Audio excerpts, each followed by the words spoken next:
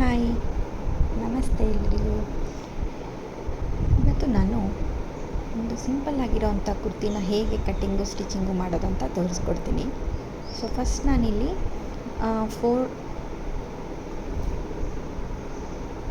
Four layer ಫ್ಯಾಬ್ರಿಕ್ನ ತೊಗೊಳ್ತಾ ಇದ್ದೀನಿ. ಅಂದರೆ ಬಟ್ಟೆ ಫೋಲ್ಡೆಡ್ ಇದೆ, ಈ ಸೈಡು ಫೋಲ್ಡೆಡ್ ಎಡ್ಜಿಂದ ನಾನು ಮಾರ್ಕಿಂಗ್ ಮಾಡ್ಕೊಳ್ತಾ ಇದ್ದೀನಿ. ಅಲ್ಲಿ ಫಸ್ಟ್ ಸ್ಟ್ರೇಟ್ ಲೈನ್ ಮಾಡ್ಕೊಂಡು ಫಸ್ಟು, ಆಮೇಲೆ ನನ್ನ ಮೆಷರ್ಮೆಂಟ್ ವೈಸು ಮಾರ್ಕಿಂಗ್ ಮಾಡೋಕ್ಕೆ ಶುರು ಮಾಡಬೇಕು.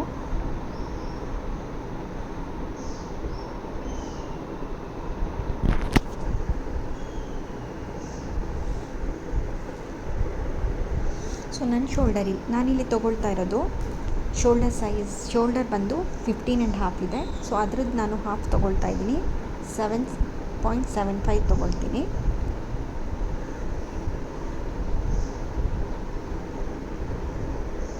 ಟೂ ಆ್ಯಂಡ್ ಹಾಫು ಇಂದ 2.75 ತನಕ ನೆಕ್ ಬಿಟ್ಟು ತೊಗೋಬಹುದು.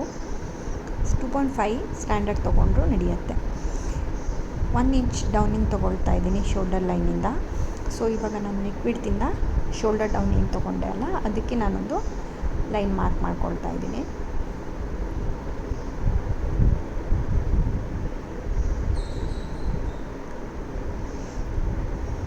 ಇವಾಗ ಆರ್ಮ್ ಹೋಲ್ ಮಾರ್ಕ್ ಮಾಡಲಿಕ್ಕೋಸ್ಕರ ನಾನು ಆರ್ಮ್ ಹೋಲ್ ಡೌನಿಂಗಿಗೆ ತೊಗೊಳ್ತಾ ಇದ್ದೀನಿ.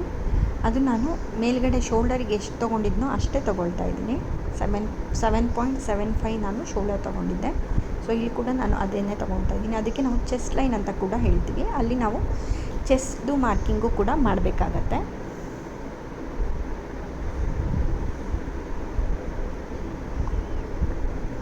ಸೊ ಇಲ್ಲಿ ಇವಾಗ ನಾನು ತೊಗೊಳ್ತಾ ಇರೋದು 40. ಸೊ ಡಿವೈಡೆಡ್ ಬೈ 4 ತೊಗೊಳ್ತಾ ಇದ್ದೀನಿ. ಒಂದು ಹಾಫ್ ಇಂಚಷ್ಟು ಲೂಸಿಂಗ್ ಕೊಡ್ತೀನಿ. ಸೊ ಆಮೇಲೆ ನಾನು ಮಾರ್ಜಿನ್ ಅಂತ 1 ಇಂಚ್ ಮಾತ್ರ ತೊಗೊಳ್ತಾ ಇದ್ದೀನಿ.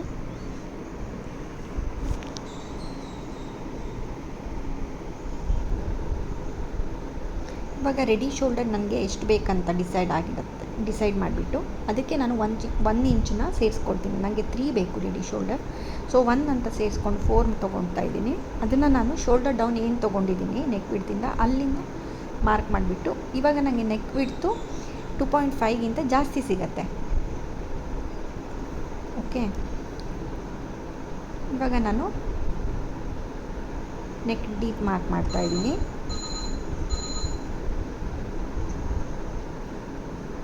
ನಾನಿಲ್ಲಿ 4 ಇಂಚ್ ತೊಗೊಳ್ತಾ ಇದ್ದೀನಿ ನೆಕ್ ಡೀಪು. ಪ್ಯಾಕ್ ನೆಕ್ ಇದರಲ್ಲಿ ತೊಗೊಳ್ತಾ ಇದ್ದೀನಿ. 4 ಇಂಚ್ ಆದಮೇಲೆ ನಾನು ಮತ್ತೆ ಒಂದು ಓಪನಿಂಗ್ ಫ್ರಂಟಲ್ಲಿ ಕೊಡ್ತಾ ಇದ್ದೀನಿ. ಪ್ಯಾಕ್ ನೆಕ್ ತೊಗೊಂಡಾಗ ಒಂದು ಬ್ಯಾಕ್ ಸೈಡು ಹುಕ್ ಥರ ಓಪನಿಂಗ್ ಅಥವಾ ಫ್ರಂಟಲ್ಲಿ ಟ್ಯಾಗ್ ಥರ ಓಪನಿಂಗ್ ಆ ಥರ ಏನಾದ್ರು ಒಂದು ಕೊಡಬೇಕಾಗತ್ತೆ. ಇಲ್ಲಾಂದರೆ ನೆಕ್ಕಲ್ಲಿ ಈಸಿಯಾಗಿ ಟಾಪ್ ಹೋಗೋದು ಕಷ್ಟ. ಅದಕ್ಕೋಸ್ಕರ ಸೊ ಇಲ್ಲಿ ನಾನು 2 ಇಂಚಷ್ಟು ಡೌನಿಂಗು 4 ಇಂಚಿಂದ ಕೊಡ್ತೀನಿ.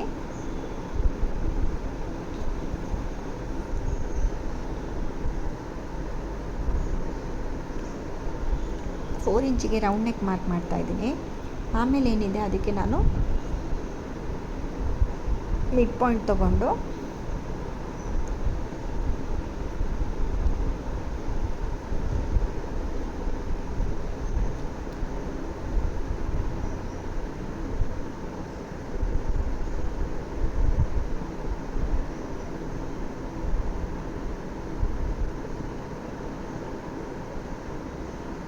ಈ ಥರ ಒಂದು ಮಾರ್ಕ್ ಮಾಡ್ಕೊಳ್ತಾ ಇದ್ದೀನಿ.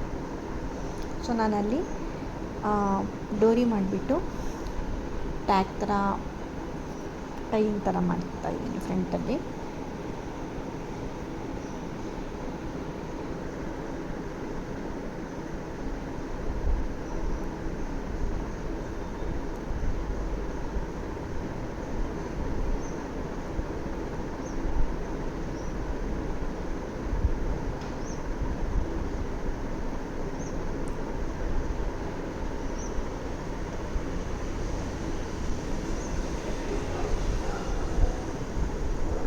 ಇವಾಗ ಚೆಸ್ಟ್ ಲೈನ್ ಏನು ಮಾರ್ಕ್ ಮಾಡ್ಕೊಂಡಿದ್ದೀನಿ ಅದರಲ್ಲಿ ಆರ್ಮ್ ಹೋಲ್ ಡೌನ್ ಇದರಲ್ಲಿ ಮಿಡ್ ಪಾಯಿಂಟ್ ತೊಗೊಂಡು ಮಿಡ್ ಪಾಯಿಂಟಲ್ಲಿ ಒಂದು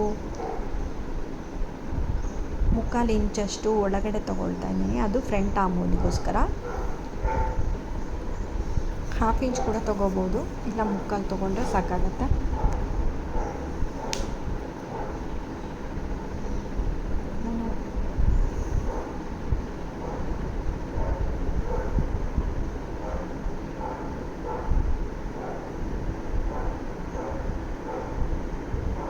ಅಲ್ಲೇನು ಲೈಕ್ ನೀವು ಆರ್ಮ್ ಹೋಲ್ ಕರ್ವ್ ಇದ್ದರೆ ನಿಮ್ಮ ಹತ್ರ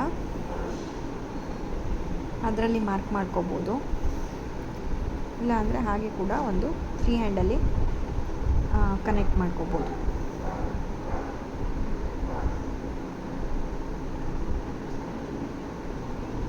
ಅದರಿಂದ 1/2 ಇಂಚ್ ಹೊರಗಡೆ ಬ್ಯಾಕ್ ಅಮೌಂಟು ಮಾರ್ಕ್ ಮಾಡಿಕೊಡ್ತಾ ಇದ್ದೀನಿ.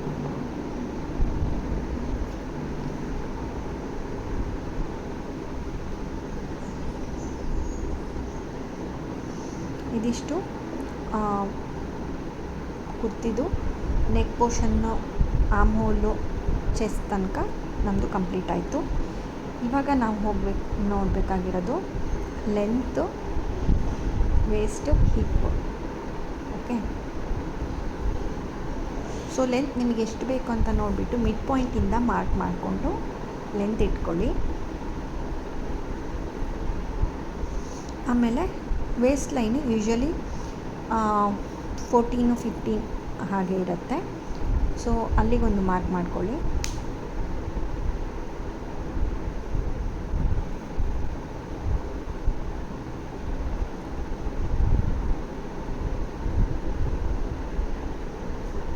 ಹಿಪ್ ಲೈನು 20ಇಂದ 22 ಅಲ್ಲಿ ಮಾರ್ಕ್ ಮಾಡ್ಕೊಳ್ಳಿ. ನಿಮಗೆ ನಿಮ್ಮ ಬಾಡಿ ಮೆಷರ್ಮೆಂಟಲ್ಲಿ ನೋಡಿಕೊಂಡು ನೀವು ಮಾಡಿಕೊಂಡ್ರೆ ಒಳ್ಳೆಯದು. ನಾನಿಲ್ಲಿ 22 ತೊಗೊಳ್ತಾ ಇದ್ದೀನಿ.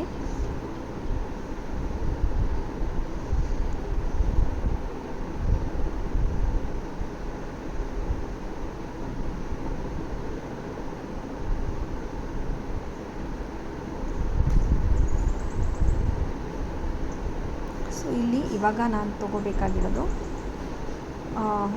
ವೇಸ್ಟ್ ಡಿವೈಡೆಡ್ ಬೈ 4, ಆಮೇಲೆ 1 ಇಂಚು ಮಾರ್ಜಿನ್ ತೊಗೋಬೇಕು. ನಾನು ಸ್ವಲ್ಪ ಲೂಸಿಂಗ್ ಸೇರಿಸ್ಕೊಂಡು ಇಲ್ಲಿ 10 ತೊಗೊಳ್ತಾ ಇದ್ದೀನಿ. ನಾನು ವೆಸ್ಟಿಲ್ಲಿ ತೊಗೊಂಡಿರೋದು 38. ಓಕೆ, ಆಮೇಲೆ ಹಿಪ್ ತೊಗೊಂಡಿರೋದು 44. ಇಲ್ಲಿ ನಾನು ಇಲ್ಲೂ ಅಷ್ಟೇ 1 ಇಂಚ್ ಎಕ್ಸ್ಟ್ರಾ ಕೊಡಬೇಕು. ಅಲ್ಲಿಂದ ನಮಗೆ ಸೈಡ್ ಕಟ್ ಏನು ಬರುತ್ತೆ ಅದು ಬರುತ್ತೆ, ಸೈಡ್ ಸ್ಲಿಟ್. ಓಕೆ,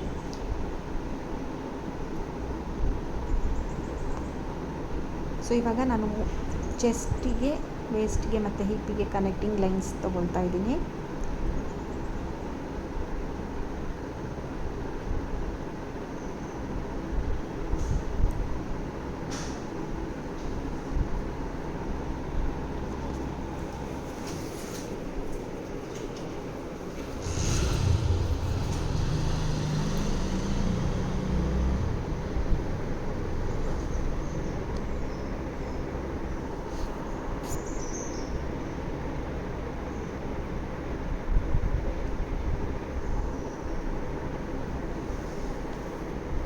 ಇವಾಗ ಇಷ್ಟು ಕಂಪ್ಲೀಟ್ ಆದಮೇಲೆ ನಾವಿವಾಗ ಕೆಳಗಡೆ ನಾವು ಏನು ಲೆಂತ್ ತೊಗೊಂಡಿದ್ದೀವಿ ಅಲ್ಲಿ ತನಕ ನಾವು ಒಂದು ಮಾರ್ಕಿಂಗ್ ಮಾಡ್ಕೋಬೇಕಾಗತ್ತೆ, ಸೈಡ್ ಓಪನಿಂಗ್ದು. ಇಲ್ಲಿ ನಾವು ಹಿಪ್ಪಲ್ಲಿ ಎಷ್ಟು ತೊಗೊಂಡಿದ್ದೀವೋ ಅಷ್ಟೇ ತೊಗೋಬೋದು ಡೌನಲ್ಲಿ, ಇಲ್ಲ ಅಂದರೆ ಬೇಕಂದರೆ ಒಂದು 1/2 ಇಂಚಷ್ಟು ಜಾಸ್ತಿ ತೊಗೋಬೋದು, 1 ಇಂಚ್ ತನಕ ತೊಗೋಬೋದು. ಅದಕ್ಕಿಂತ ಜಾಸ್ತಿ ತೊಗೊಂಡ್ರೆ ಓಪನಿಂಗ್ ಫಿನಿಶಿಂಗು ಅಷ್ಟು ಚೆನ್ನಾಗಿ ಕಾಣಿಸಲ್ಲ.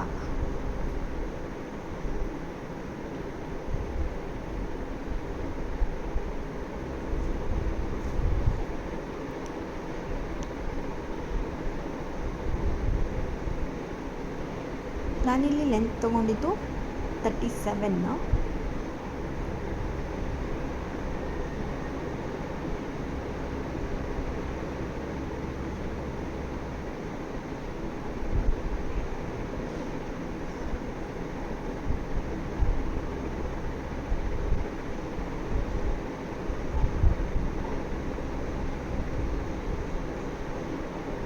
ಸೊ ನೀವೊಂದು ಲೈನ್ ಮಾರ್ಕ್ ಮಾಡಿಕೊಂಡು ಆಮೇಲೆ ಕಟ್ಟಿಂಗ್ ಮಾಡ್ಕೊಳ್ಳಿ.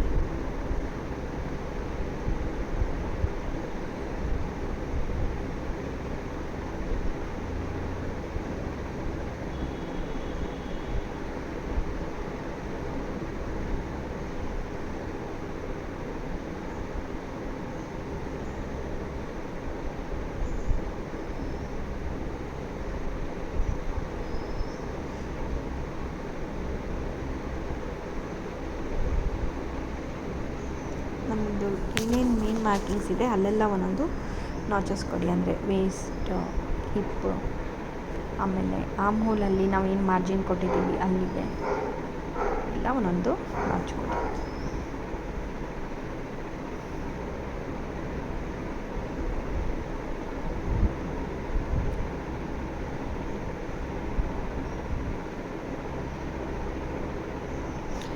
ನಾನಿಲ್ಲಿ ಬ್ಯಾಕ್ ನೆಕ್ 4 ಕೊಟ್ಟಿದ್ದೀನಿ.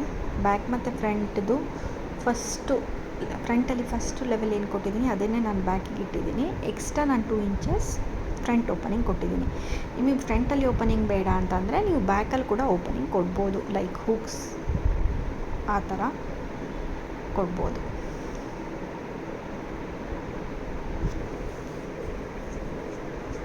ಇಲ್ಲ ನೀವು ಪ್ಲ್ಯಾಂಕೆಟ್ ಮಾಡೋದಾದರೆ ಕೂಡ ಫ್ರಂಟಲ್ಲಿ ಪ್ಲ್ಯಾಂಕೆಟ್ ಕೂಡ ಟ್ರೈ ಮಾಡ್ಬೋದು.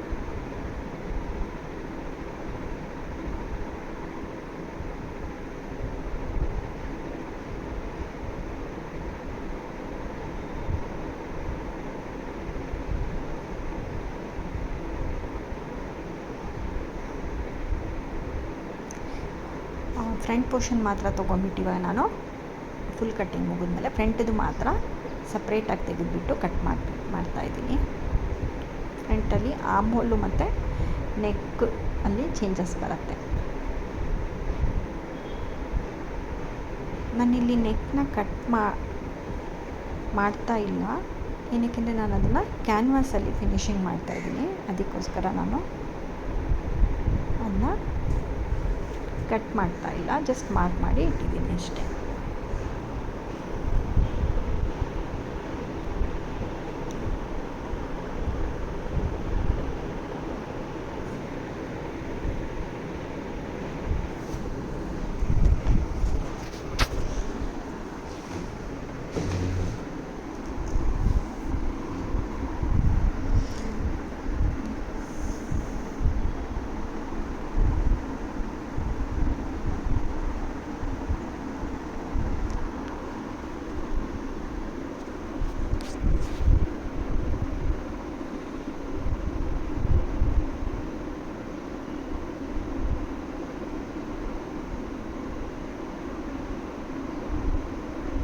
ಸೊ ಇವಾಗ ಸ್ಲೀವ್ ಮಾರ್ಕಿಂಗ್ ಪೆಂಡಿಂಗ್ ಇದೆ. ಸೊ ನಾನು ಇಲ್ಲಿ ತೊಗೊಳ್ತಾ ಇದ್ದೀನಿ ಲೆಂತ್, ಸ್ಲೀವ್ದು ಲೆಂತ್ ಬಂದು 10 ಇಂಚಸ್ ತೊಗೊಳ್ತಾ ಇದ್ದೀನಿ. ಪ್ಲಸ್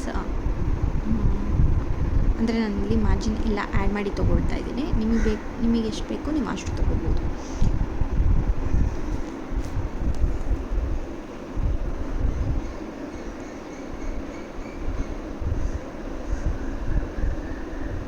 ಸೊ ನಾನಿಲ್ಲಿ 4 ಫೋಲ್ಡಿಂಗಲ್ಲಿದೆ ಸ್ಲೀವ್ಸು.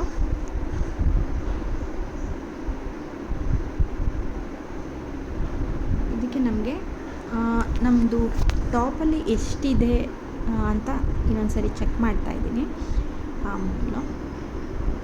ಓಕೆ, ಸೊ ಈ ಥರ ಚೆಕ್ ಮಾಡ್ಕೊಳ್ಳೋದ್ರಿಂದ ನಿಮಗೆ ಸ್ಲೀವ್ ಡ್ರಾಫ್ಟಿಂಗಿಗೆ ಈಸಿ ಆಗುತ್ತೆ. ಸೊ ನನಗೆ ಮಾರ್ಜಿನ್ ಬಿಟ್ಟು 10 ಬರ್ತಾಯಿದೆ. 10 ಅಂದರೆ 10 × 220 ಬರುತ್ತೆ.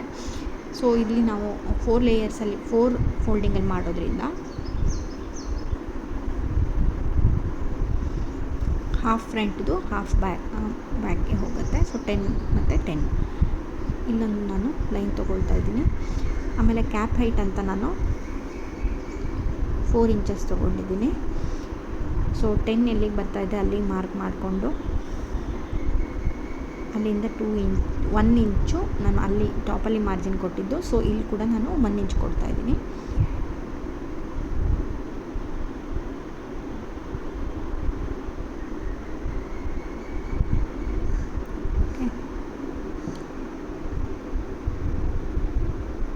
ಸೊ ಮಿಡ್ ಪಾಯಿಂಟ್ ತೊಗೊಂಡು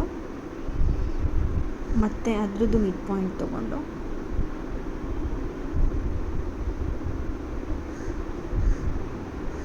ಮೇಲ್ಗಡೆ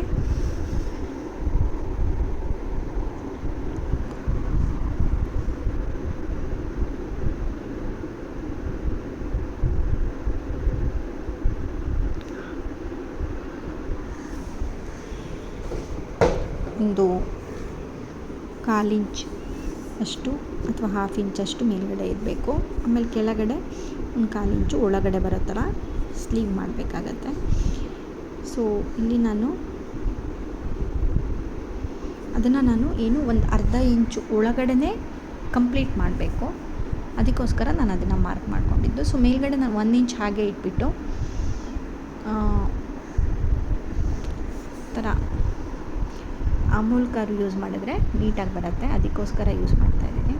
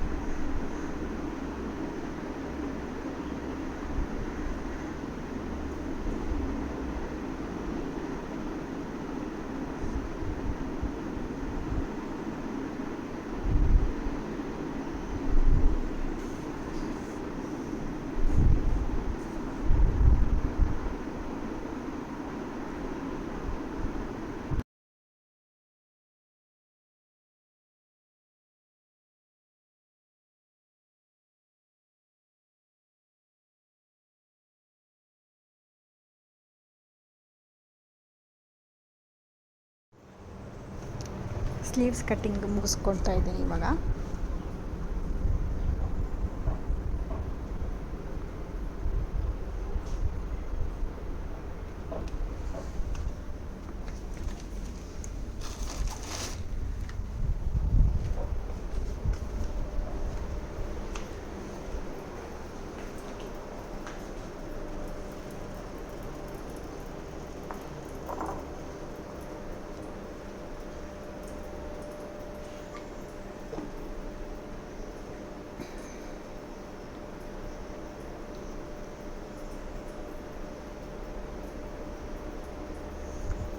ಫ್ರಂಟ್ ಪೋರ್ಷನ್ದು ಸಪ್ರೇಟಾಗಿ ತೆಗೆದುಬಿಟ್ಟು ಕಟ್ ಮಾಡ್ತಾಯಿದ್ದೀನಿ.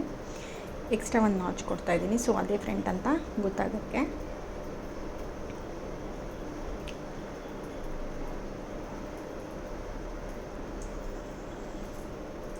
ಸೊ ಸ್ಲೀವ್ಸ್ ಇವಾಗ ರೆಡಿ ಆಯಿತು. Thank you.